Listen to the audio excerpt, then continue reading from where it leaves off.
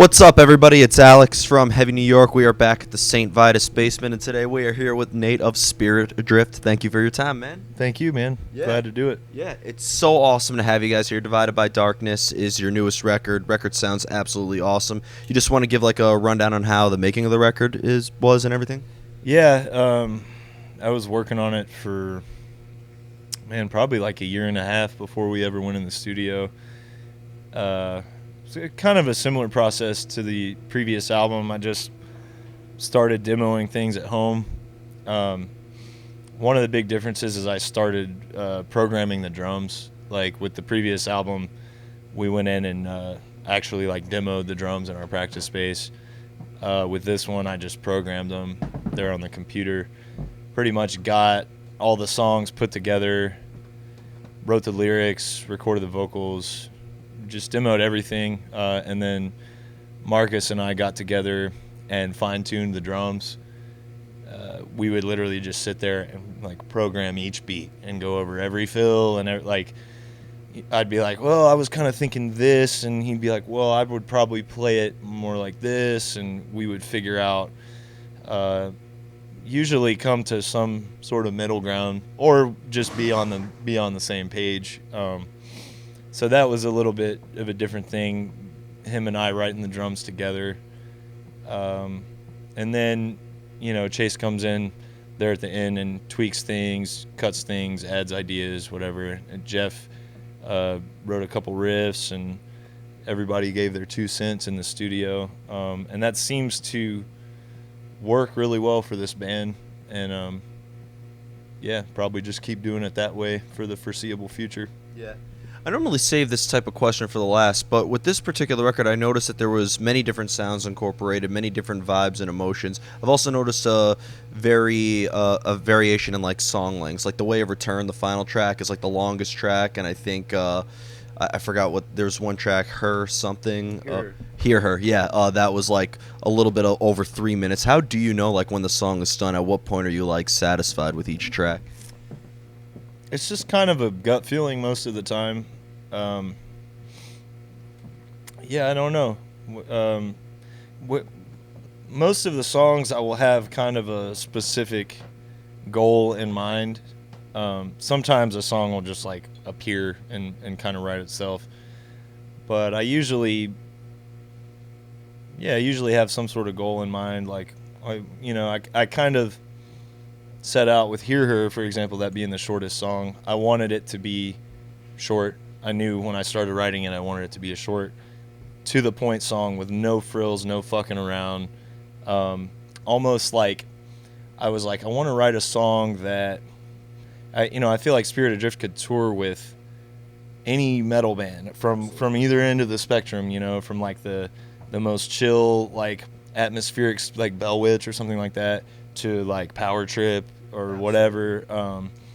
So I wanted to write a song that would fit well on a tour with like a heavier, more kind of concise, just almost. I want to write a song that sounded like fucking our version of like Pantera or something, and their songs are pretty short, so yeah. That's how it came out. The Way of Return, I knew it had to be epic. I knew it had to have a lot because Song on the album. Yeah, and with it being an instrumental, that's risky as fuck. Like I felt like that was a really risky move to close what I knew was a pretty solid album with a song that has no vocals. I was like, man, this needs to be like really special. So I feel like it's a little longer because I packed so much into it. Yeah.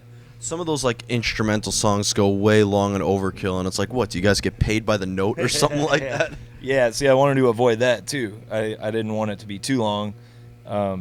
So yeah, there's some sort of fine line between a song offering the listener enough and not boring people. Yeah. You know what I mean? Like you need to figure out where that line is for sure. And you still want to leave the listener wanting more at the end too. Absolutely. Yeah. So the first album was like an hour long or something. The first Spirit Adrift album, and then the last they just keep getting shorter.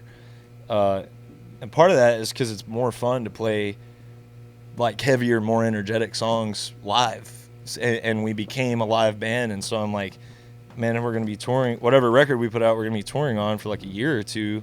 I want to have fun. Like, I don't want to be fucking playing a 12-minute song that's cool and everything, but I'm just at a place in my life where I'm just trying to kick everybody's ass, you know?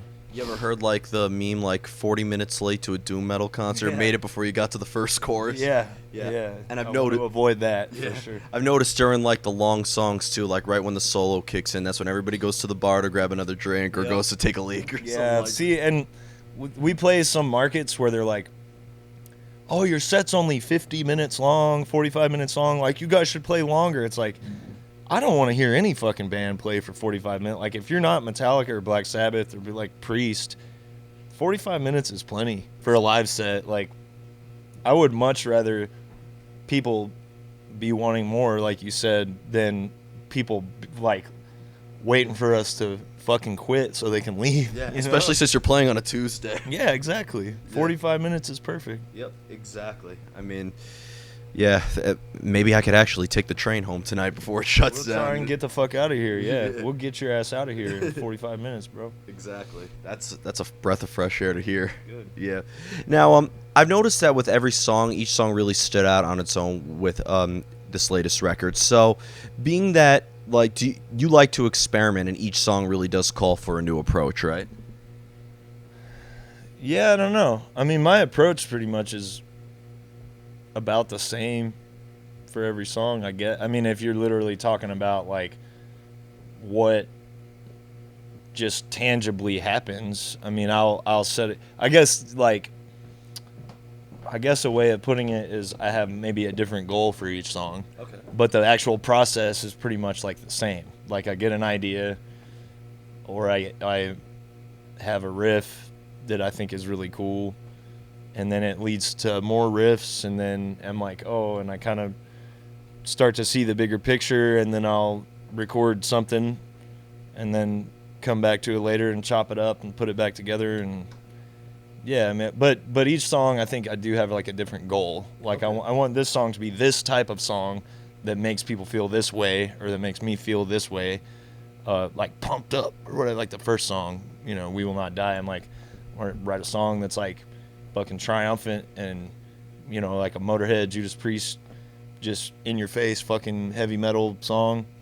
Whereas like track 4, Angel and Abyss, it's like kind of a light and shade, like Jimmy Page used to say. Like, there's a lot of different emotions and moods in it, and it's dynamics, you know.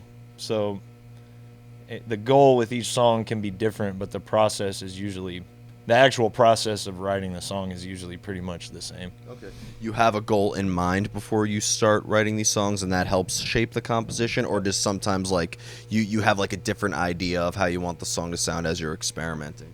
Yeah, sometimes it'll change. Yeah, but and then other times I'll just like have a riff. Like, I didn't even try to, like, I'm not even really trying to write a song. I don't have any coherent idea of a song or anything. I'll just have like a riff that's like gets me going, and I'm like, oh shit, and that'll lead to something else. But I think the majority of the time, I have like I'm gonna write this type of song, and that's what I end up doing. And it'll like morph and have different things that I maybe didn't anticipate or whatever. But usually, like, I have a pretty good idea of what I'm getting into once I start the process. Yeah. You mentioned that the albums are getting shorter and shorter. Before you know it, you'll be like, it'll sound like Agnostic Front, you know, to be that short. Yeah, I was reading Harley Flanagan's book on this tour, and I finished it today, and I've been listening to a lot of Cro-Mags and shit. I love that shit. I love Black Flag. I love all that. But you wore the right shirt for New York tonight. Yeah, dude, of course. Yeah. I'm like, I haven't been wearing band shirts on stage because I'm getting kind of sick of like the who has the coolest shirt fucking competition. But I wore an Anhedonist shirt in Seattle because they're from Seattle. I'm going to wear this on stage tonight, I think, because Carnivore and Type O is like some of my favorite shit ever. Yeah. Yeah, can't go wrong with that. Yeah. Yeah. Now, being that Spirit Adrift originated from Phoenix, Arizona, you know, I've interviewed a couple of artists from, like, that, you know, the state of Arizona, like Gatecreeper and a couple of other great bands from there. Is there, like, a scene in Phoenix, Arizona, or do you guys prefer to, like, play outside your state lines to get the name out there more? There's a scene for sure, but we don't really play in Arizona a whole lot because we're either writing or recording or touring.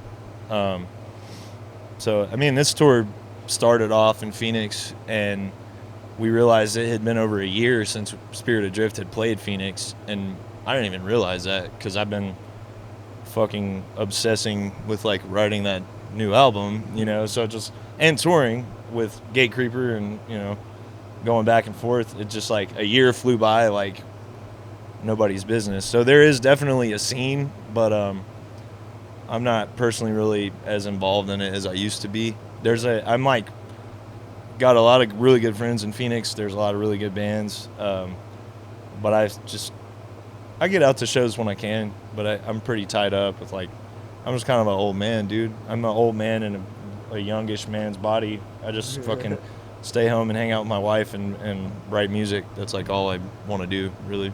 Well, as Lemmy said, if you think you're too old to rock and roll, that means you are. Well, I'm not. Yeah, exactly. Yeah. Exactly. So before we go, I'd like to thank you guys so much for your time today, and thank you for returning to New York. Is there just I know that you're heading to Aftershock Festival. Is there just anything else with Spirit Adrift that you would like to promote for the Divided by Darkness record cycle? Yeah, we're touring Europe in September with Sanhedrin. Shitload of shows in Germany. Germany seems to be liking this new record a lot, so that's cool. We're playing some other places too, Austria and Hungary, and you can check it out. SpiritAdrift.com for all our information. Fuck social media. I'm pulling the plug on all that shit, so SpiritAdrift.com. Oh, you guys aren't going to have a Facebook page anymore either? We'll see. I don't like it.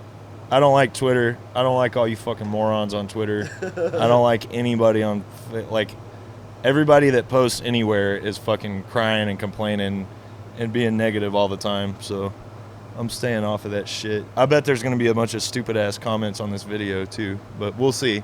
Yeah, fuck people who post shit on the internet, you know, fuck that. Who needs to do that, right? Right? It's not like I do it.